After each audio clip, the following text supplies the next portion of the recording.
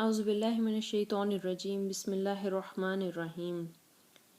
یخادعون اللہ والذین آمنوا وما یخدعون الا انفسهم وما یشعرون۔ فریب دیا چاہتے ہیں اللہ اور ایمان والوں کو، اور حقیقت میں فریب نہیں دیتے مگر اپنی جانوں کو، اور نہیں شعور رکھتے۔ مکہ اور مدینہ کے اندر اس ٹائم تک 3 طرح کے گروپ جو ہیں وہ آ چکے تھے۔ پہلا گروپ وہ تھا جس کے اندر مسلمان تھے، جو کہ بہت زیادہ کٹر قسم کے مسلمان تھے، جو اپنے آپ کو قربان کرنے کے لیے اسلام کے لیے تیار تھے۔ اور دوسرے وہ لوگ تھے جو کہ اسلام کے سخت خلاف تھے، وہ کافر تھے اور ان کو سخت نفرت تھی اسلام سے۔ اور تیسرے وہ لوگ تھے جو درمیان کی بات کرنے والے تھے، یعنی ان کے لیے یہ چیز زیادہ معنی رکھتی تھی کہ کوئی لڑائی نہ ہو۔ یہ وہ گروپ تھا جو کہتا تھا کہ تھوڑی سی ان کی بات مان لو، تھوڑی سی ان کی بات مان لو، یعنی تم بھی کعبہ میں عبادت کر لو اور بت بھی پڑے رہنے دو، صبح کو تمہارے خدا کی عبادت ہو جائے گی، رات کو تم جو مرضی کرو، وہ تمہاری اپنی مرضی ہے۔ تو یہ لوگ وہ چاہتے تھے کہ ایسا نہ ہو کہ مکہ جو ہے وہ 2 حصوں میں بٹ جائے اور باہر سے کوئی حملہ کر لے، چونکہ اندر کے لوگوں کی جب لڑائی ہوتی ہے تو باہر کی جو فوجیں ہیں وہ حملہ کرنے کے لیے تیار ہوتی ہیں، کیونکہ اندر ویک ہو چکا ہوتا ہے۔ تو اس گروپ کو یہ خوف تھا کہ کہیں مکہ 2 حصوں میں بٹ نہ جائے۔ اب جب حضرت محمد صلی اللہ علیہ وسلم ہجرت کر کے مدینہ چلے گئے تو مکہ کے جو لوگ تھے وہ ابھی بھی ان کے دل میں یہ غصہ تھا کہ ہم جو ہے وہ یہ کس طرح سے بچ کر یہاں سے جا سکتے ہیں۔ تو ان کا یہ ارادہ تھا کہ ایک دفعہ سرجیکل سٹرائک کیا جائے اور وہاں پر حملہ کر کے مدینہ میں تو پیغمبر کو اور نعوذ باللہ جو صحابی تھے ان کو ختم کر دیا جائے، تاکہ جو سلسلہ یہاں سے شروع ہوا تھا وہ وہاں جا کر کہیں فروغ نہ پا جائے۔ تو اس لیے لیکن کچھ لوگ جو مکہ کے اندر رہنے والے تھے وہ یہ لڑائی نہیں چاہتے تھے، وہ الٹا ان کی سوچ یہ تھی کہ ٹھیک ہے کہ وہ یہاں پر اب نہیں رہے مکہ کے اندر، تو ہمارا تو اب ان سے کچھ لینا دینا نہیں ہے، وہ جاتے ہیں تو مدینہ چلے جائیں، بلکہ ہمارے لیے تو یہ بہتری ہے کہ وہ مدینہ چلے گئے ہیں اور وہ ہیں مکہ کے ہی رہائشی،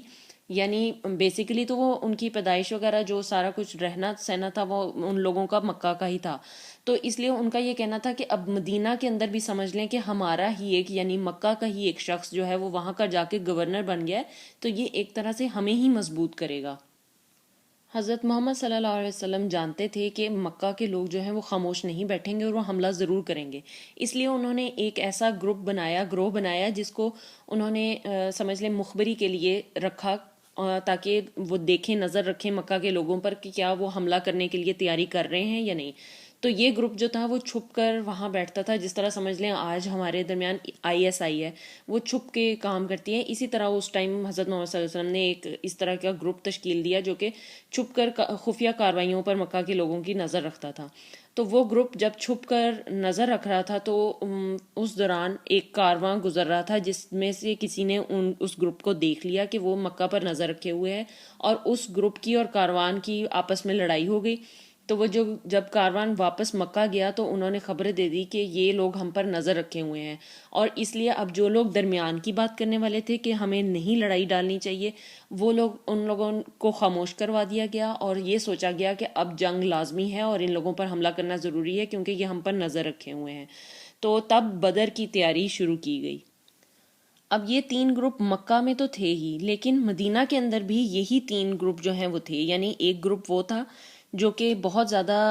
اسلام سے پیار کرتا تھا، اور دوسرا وہ گروپ تھا جو شدید نفرت رکھتا تھا، اور تیسرے درمیان کے لوگ بھی تھے۔ اور زندگی میں کہیں پہ بھی آپ چلے جائیں یہ 3 طرح کے گروہ آپ کو لازمی ملیں گے، ایک سخت نفرت کرنے والا، ایک سخت پیار کرنے والا، اور ایک جو درمیانہ رویہ اختیار کرتا ہے۔ اگر قرآن پاک میں ہم غور کریں ان کی آیات پر اور پروفٹ کی سٹوریز پر، تو حضرت موسیٰ علیہ السلام اور حضرت محمد صلی اللہ علیہ وسلم کی زندگی کی جو سٹوری ہے وہ بہت زیادہ ملتی جلتی ہے۔ ایک اس کے اندر مشابہت یہ ہے کہ حضرت موسیٰ علیہ السلام کی جو دریا انہوں نے پار کیا تھا اس سے پہلے کی زندگی اور اس کے بعد کی زندگی ہے، یعنی اس سے پہلے ان کی زندگی کچھ اور تھی اور وہاں اس دریا کو پار کرنے کے بعد ان کی زندگی کچھ اور ہوگی، اور حضرت محمد صلی اللہ علیہ وسلم مکہ میں پہلے ان کی زندگی کچھ اور تھی اور پھر مدینہ جانے کے بعد ان کی زندگی اور ہو گئی۔ تو ان دونوں پروفٹس نے ہجرت اس طرح کی کہ ان کی زندگیاں بدل گئیں۔ وہاں حضرت موسیٰ علیہ السلام کو فرعون کے ساتھ مقابلہ کرنا تھا، اور یہاں حضرت محمد صلی اللہ علیہ وسلم کو قریش کے ساتھ مقابلہ کرنا تھا جنگ بدر کے اندر۔ مدینہ کے جو لوگ تھے جنہیں انصار بھی کہا جاتا ہے، جنہوں نے ویلکم کیا تھا حضرت محمد صلی اللہ علیہ وسلم اور صحابیوں کو، جنہیں مہاجر کہا جاتا تھا، جو ہجرت کر کے آئے تھے. تو انہوں نے اتنا اچھا ویلکم، وارم ویلکم ان کو دیا کہ جب حضرت محمد صلی اللہ علیہ وسلم نے جنگ کا آغاز ہونا تھا اور اس کی تیاریاں شروع ہونی تھیں، تو حضرت محمد صلی اللہ علیہ وسلم نے مکہ سے جو ہجرت کر کے مہاجر آئے تھے ان کو تو ڈائریکٹ آرڈر کیا کہ جنگ ہے اور ہمیں جنگ کرنی ہے. لیکن انہوں نے ایک سمجھ لیں شرم اور لحاظ رکھتے ہوئے کہ ان لوگوں نے ہماری اتنی مدد آلریڈی کی ہے کہ ہمیں یہاں پر جگہ دی ہے، پناہ دی ہے اور اتنا ہمیں اچھے طریقے سے ویلکم کیا ہے، تو حضرت محمد صلی اللہ علیہ وسلم نے انصار کو ڈائریکٹلی نہیں کہا کہ آپ نے بھی جنگ کرنی ہے. انہوں نے اپنے ساتھیوں کو جو ساتھ آئے تھے ان کو جنگ کرنے کا حکم دیا، لیکن انصار کو ڈائریکٹ نہیں کہا. تو انصاریوں میں سے ہی ایک شخص کھڑا ہوا اور کہنے لگا کہ آپ کے کہنے کا مطلب ہے کہ ہم یعنی مہاجر اور انصار دونوں مل کر ہم جنگ پر جائیں گے. ہم ان لوگوں جیسے نہیں ہونا چاہتے جو حضرت موسیٰ علیہ السلام کی قوم نے جیسا ان کے ساتھ کیا تھا، کہ کہا تھا کہ تم اور تمہارا رب جاؤ اور جا کر لڑو، ہم نہیں لڑنا چاہتے، ہم یہیں پر بیٹھ کر دیکھیں گے. تو اس لیے انصار جو تھے وہ اتنے اچھے لوگ تھے کہ انہوں نے خود سے اپنے آپ کو والنٹیئر کیا. انہوں نے کہا کہ ہم خود سے جانے کے لیے جنگ پر تیار ہیں، آپ کو کہنے کی بھی ضرورت نہیں ہے. لیکن اس دوران جو یہودی تھے وہاں پر مدینہ میں رہنے والے، حالانکہ ایک ان کے درمیان جو ایک ٹریٹی جو تھا وہ یعنی معاہدہ ایک طے ہوا تھا کہ پیس کا، امن کا معاہدہ طے ہوا تھا حضرت محمد صلی اللہ علیہ وسلم کے جانے کے بعد. لیکن جو یہودی تھے انہوں نے، کچھ یہودی، کیونکہ سب کو ہم نہیں کہہ سکتے، اس کے درمیان میں کچھ لوگ تھے جو کہ نفرت بھری جو اسپیچ بھی دیتے تھے، بات کرتے تھے، اپنی جو گیدرنگز تھیں اس کے اندر تبلیغ کرتے تھے کہ اسلام کے خلاف اور حضرت محمد صلی اللہ علیہ وسلم کے خلاف اس زمانے میں. تو ان لوگوں نے درمیان میں سے منافقت کا رویہ اختیار کیا اور انہوں نے مکہ والوں کے ساتھ مل کر حضرت محمد صلی اللہ علیہ وسلم کے اگینسٹ، ان کے خلاف جو ہے وہ مہم کرنی شروع کر دی اور اندر کی خبریں ان کو مکہ والوں کو دینی شروع کر دیں، قریش کو. تو اس لیے جو یہ لوگ تھے ان کے بارے میں کہا جا رہا ہے جن کا ایمان کمزور تھا، اور وہ یہ کہتے تھے کہ کوئی صورت کیوں نہیں نازل ہوئی، اگر اللہ تعالیٰ چاہتا ہے کہ ہم جنگ کریں تو یہ اللہ تعالیٰ ہمیں کہتا، کوئی صورت نازل کر دیتا اس کے بارے میں. اس موقع پر پھر یہ آیت نازل ہوئی کہ فریب دینا چاہتے ہیں اللہ کو اور ایمان والوں کو. اب اگر اس آیت کے بارے میں ہم سوچیں، ہمیں یہ تو پتہ ہے کہ ایمان والوں کو دھوکہ تو دیا جا سکتا ہے، فریب دیا جا سکتا ہے. وہ کس طرح کہ ان کو قریش کے ساتھ مل جایا جائے یا ان کو سامنے تیاری نہ کی جائے جنگ کے لیے، اس طریقے سے ان کو فریب دیا جا سکتا ہے، یا سامنے تیاری کی شو کیا جائے کہ ہم تیاری کر رہے ہیں لیکن اصل میں اندر سے تیار نہ ہو. تو اس طرح ایمان والوں کو تو دھوکہ دیا جا سکتا ہے، لیکن کوئی اللہ تعالیٰ کو کیسے دھوکہ دے سکتا ہے؟ اس چیز کے بارے میں آپ اگر غور کریں تو آپ کو پتہ چلے گا کہ ان میں کیا چیز مسنگ ہے. یعنی اگر دھوکہ دیا جاتا تو ایمان والوں کو دیا جاتا، یا یہاں پر حضرت محمد صلی اللہ علیہ وسلم کا نام ہوتا کہ ان کو دھوکہ دینے کی کوشش کرتے ہیں. لیکن اللہ تعالیٰ نے کہا کہ اللہ کو دھوکہ دینے کی کوشش کرتے ہیں. اس کی کیا ریزن ہو سکتی ہے اور اللہ کو کیسے دھوکہ دیا جا سکتا ہے؟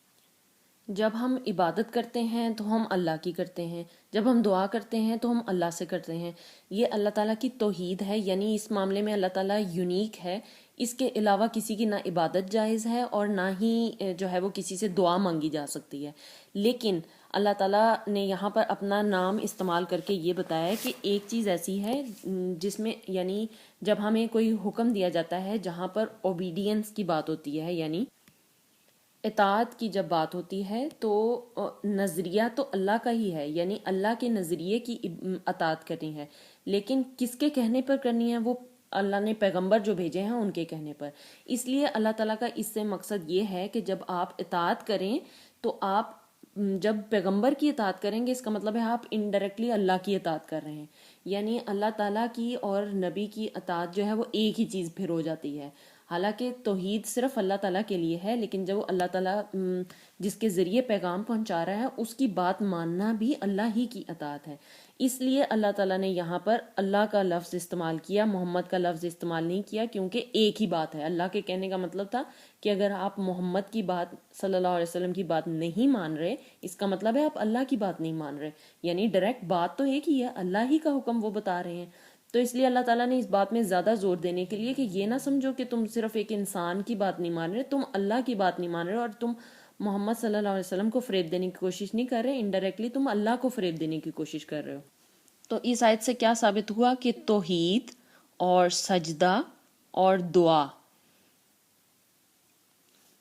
یہ سب تو صرف اللہ کی کے لیے ہیں، لیکن جو اطاعت ہے وہ پیغمبر اور اللہ دونوں کی کرنا ضروری ہے۔ اور یہ آگے جا کر قرآن پاک میں بہت جگہوں پر اللہ تعالیٰ نے کہا ہے کہ اللہ اور اس کے رسول کی اطاعت کرو۔ اس کے علاوہ ایک اور جگہ پر کہا کہ جو تمہیں رد کرتے ہیں وہ اصل میں اللہ کو رد کرتے ہیں۔ اس طرح کی بہت ساری آیات ہیں جو اس بات کو ثابت کرتی ہیں۔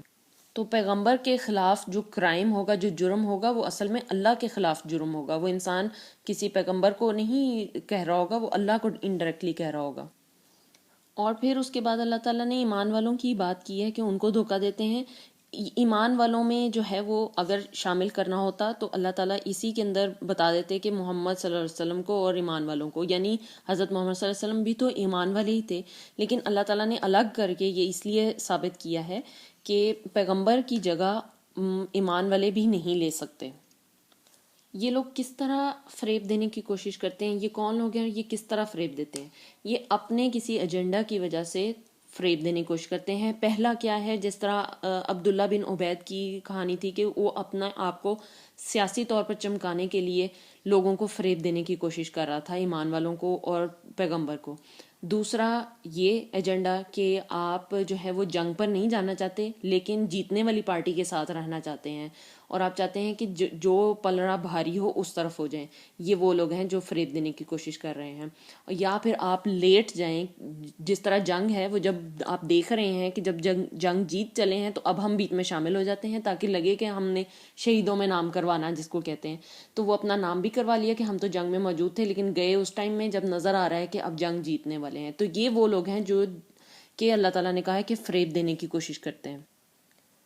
اور اگر غور کریں کہ یہ اللہ تعالیٰ نے جو پہلا ورڈ کہا ہے یخادعون، یخادعون کا میننگ ہوتا ہے کہ فریب دینے کی کوشش کرنا لیکن اس میں مکمل طور پہ ناکام ہو جانا۔ اگر یہاں پر یہ معنی ہوتا کہ فریب دینے کی کوشش کرتے ہیں اور اس میں کامیاب ہو جاتے ہیں تو وہ یخدعون کا ورڈ ہوتا، لیکن یخادعون کا مطلب ہوا کہ کوشش وہ کرتے ہیں لیکن بری طرح ناکام ہو جاتے ہیں۔ آگے اگر اس کا ترجمہ پڑھیں کہ فریب دینا چاہتے ہیں اللہ اور ایمان والوں کو، یہاں تک تو بات واضح ہوگی، اور حقیقت میں فریب نہیں دیتے مگر اپنی جانوں کو اور انہیں شعور نہیں۔ یعنی اپنی طرف سے تو وہ سمجھ رہے ہیں کہ پیغمبر کو اور ایمان والوں کو اور اللہ کو نہیں پتا کہ ہم یہ کیا کر رہے ہیں، ہم جو فراڈ کر رہے ہیں، پیچھے پیچھے فریب دینے کی کوشش کر رہے ہیں، ان کو لگ رہا ہے کہ ان کو نہیں پتا۔ اللہ کہہ رہا ہے انہیں نہیں پتا، یعنی یہ سمجھ رہے ہیں کہ پیغمبر کو نہیں پتا۔ اللہ کہہ رہا ہے کہ اصل میں تو ان کو خود نہیں پتا کہ اللہ تو ہر چیز کو جانتا ہے، اللہ تو دلوں کے بھید بھی جانتا ہے، تو یہ سب جو کرتے پھر رہے ہیں اس سے اللہ خوب واقف ہے۔ اور اس لیے جو ہے ایسا شخص جو اپنی طرف سے دوسروں کو دھوکہ دینے کی کوشش کر رہا ہے، اصل میں وہ اپنے آپ کو دھوکہ دے رہا ہے۔ وہ خود اس سچ کو نہیں مان رہا کہ اللہ تو سب جانتا ہے، تو اللہ تو اس کے تمام کاموں سے واقف ہے، تو ایسا شخص پھر اپنے آپ کو ہی دھوکہ دے رہا ہوا کہ نہیں، جیسے اپنے آپ کو ہی سمجھا رہا ہے کہ نہیں اللہ کو تو نظر نہیں آ رہا، کہ مطلب میں تو کہیں چھپا ہوا یہ کام کر رہا ہوں اور میرے دل کی بات جو ہے وہ کسی کو واضح نہیں ہو رہی۔ تو ایسا شخص صرف اپنے آپ کو دھوکہ دے گا، اللہ تعالیٰ سب کے دلوں کے بھید جانتا ہے۔ تو یہ اس آیت کا مکمل خلاصہ ہے۔